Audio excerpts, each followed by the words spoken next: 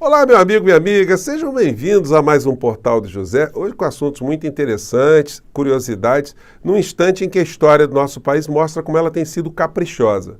Personagens que estiveram grudadas à figura do inelegível, do ex-presidente da República, hoje aparecem em público com um comportamento típico de um Judas, e não um Judas qualquer, o maior Judas, né?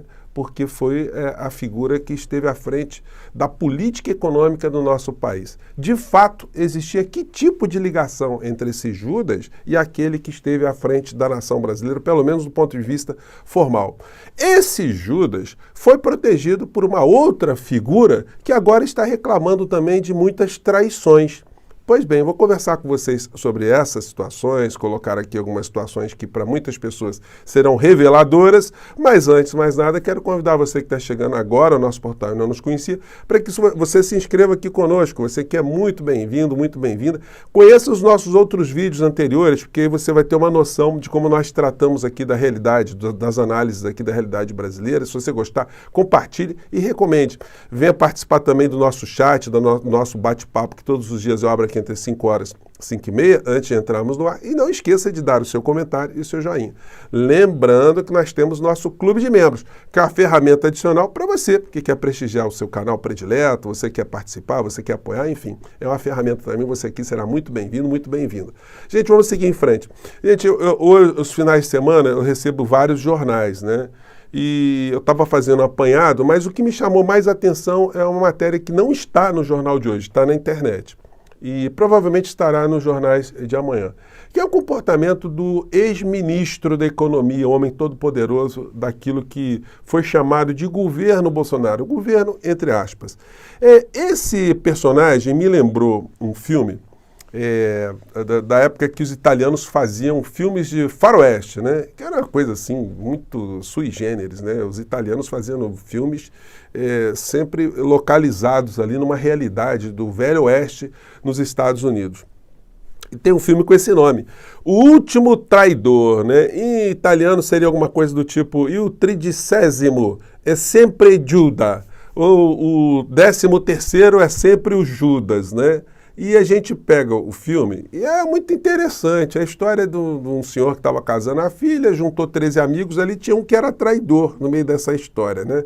Numa parábola aí, as questões bíblicas. É muito curioso, porque quando você pega... Vou pegar aqui.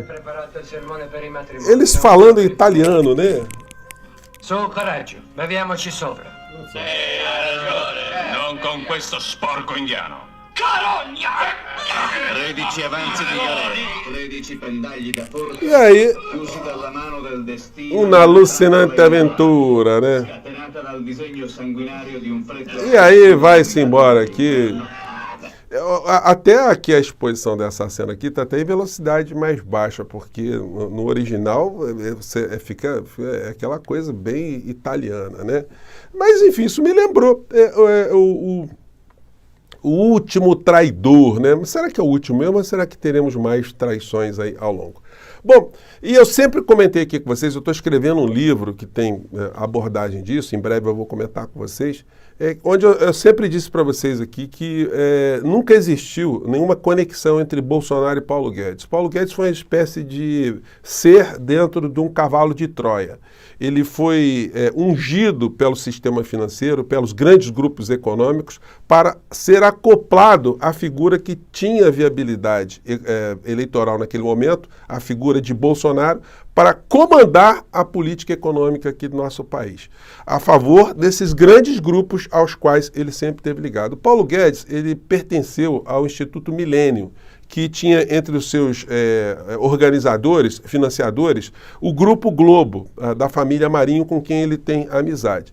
Quando você dá uma olhada com lupa na vida desses personagens, você vai chegar a esse tipo de fato que aconteceu antes das eleições. Bolsonaro se reúne com o herdeiro da Globo. Bom, então quer dizer, Bolsonaro conversou com o pessoal da Globo, sim. Eles fingiram, né, uma briga que era sempre superficial, porque ele jamais esteve ameaçado formalmente de sair do poder. Porque saindo do poder ele levava o amigo dos Marinhos, o Paulo Guedes, né?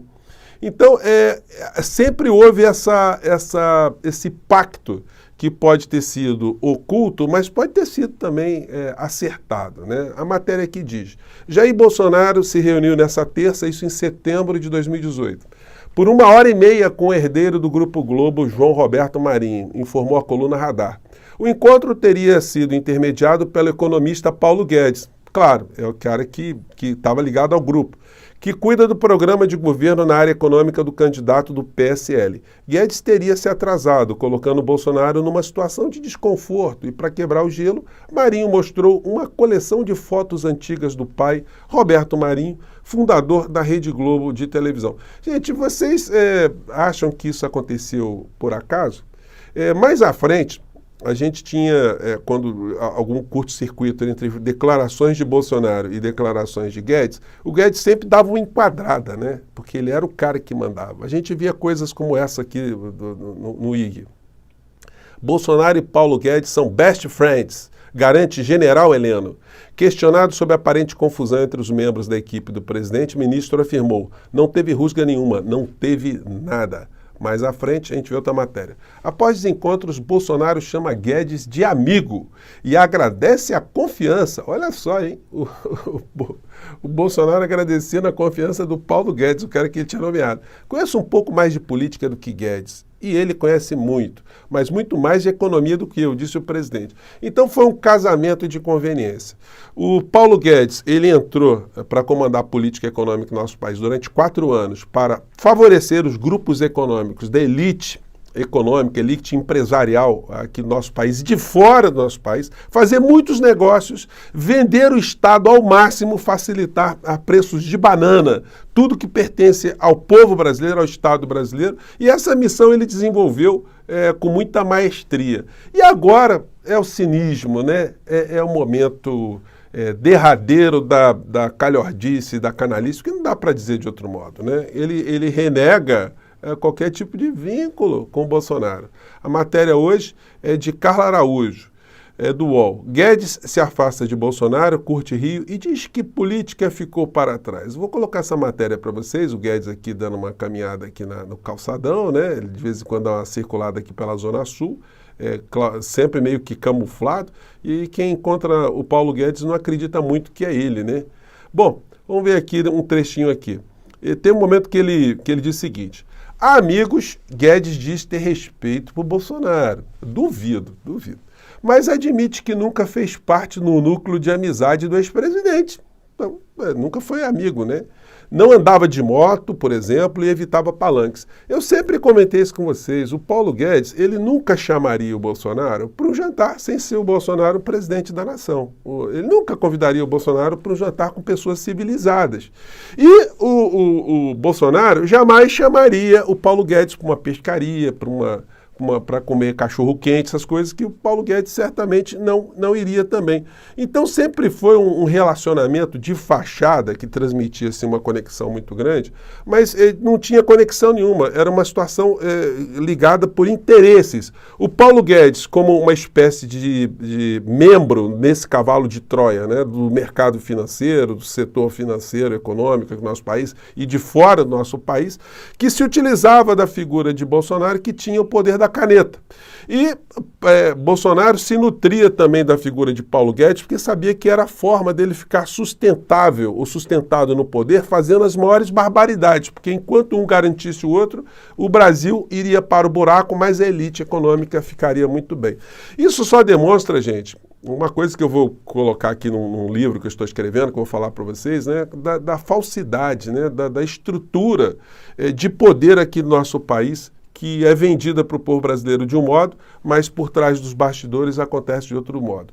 O incrível é que tem muito, aliás, a maioria dos bolsonaristas e boa parte da opinião pública, né, fica assim: nossa, mas a Globo odiava o Bolsonaro, a Globo queria destruir o Bolsonaro. Não, são coisas bem diferentes. Uma coisa é fazer uma matéria e ter o cálculo que aquela matéria não vai possibilitar uma mudança concreta na realidade, não vai destituir o criminoso, o genocida. E outra coisa é ter-se um comportamento absolutamente contundente, voltado a desmascarar, a mover a opinião pública para que as instituições se movam para retirar, para expelir do governo uma figura danosa à nação. São coisas bem diferentes. Bom, e aí o Paulo Guedes, ele contou com um grande protetor, porque vamos nos lembrar que Paulo Guedes, ele era investigado na Operação Greenfield, onde ele ganhou muito dinheiro administrando fundos de pensões no setor público. Um homem que tem essa visão liberal, mas ele ficou milionário sempre com origem de dinheiro público, dinheiro de aposentados. E quando a falcatrua criou um rombo muito grande, ele contou com a proteção do senhor Augusto Aras, que mandou desarticular a Operação Greenfield, que colocaria Paulo Guedes numa nação normal na cadeia e não na condição de ministro gerenciando a economia do povo brasileiro, do nosso país. E aí, essa figura, o senhor Augusto Aras, está agora às voltas com algo que ele classifica como uma espécie de sabotagem. Sabotagem é feito por aquele que tem a confiança e age por trás, né? O sabotador, o traidor, o Judas. Vejam como tem Judas, né, nessa história. Enquanto tenta se cacifar a recondução, Aras cita suposta sabotagem interna e abre investigação na PGR. Gente, vejam só se tem cabimento disso. Isso, né? O senhor Augusto Aras, ele conseguiu essa proeza aqui, do Ministério Público do Trabalho, Ministério Público Militar e Ministério Público do Distrito Federal, divulgarem uma nota em apoio a ele. Eu pergunto a vocês, fazendo aqui um paralelo assim bem pesado, né? Seria possível, na época do Holocausto, um procurador-geral da República na Alemanha não ter visto nenhuma morte, não ter processado nenhum responsável, simplesmente não enxergar absolutamente nada de errado, nenhuma pessoa ser punida em função do Holocausto, e depois, já num outro governo, ele vir a postular a recondução para o cargo? Foi isso que aconteceu no nosso país. Não dá para a gente dourar essa pílula, dizer que não houve mortes aqui no nosso país, que não houve crimes e que não tiveram muitos responsáveis com o central no meio dessa história. Então, gente, é um negócio muito constrangedor, né? É por isso que eu tenho cobrado sempre aqui que o presidente Lula tem que nomear um procurador-geral da República que seja um homem absolutamente íntegro, que respeite a Constituição, que respeite a República e que tenha esse olhar crítico, que tenha enxergado isso que você enxergou, que eu enxerguei, que tantas pessoas no nosso país enxergaram, e mais do que isso, né, que sofreram com essa gente que esteve mancomunada no poder. Bom, a fila está andando e o Judas aí, né, enfim, se revelou. Vamos ver como é que as redes bolsonaristas vão se comportar com o Judas mor da economia a partir desse comportamento. Tá bom, gente? Eu fico por aqui mais uma vez, um grande abraço e mais tarde temos mais assuntos, tá bom? Tchau!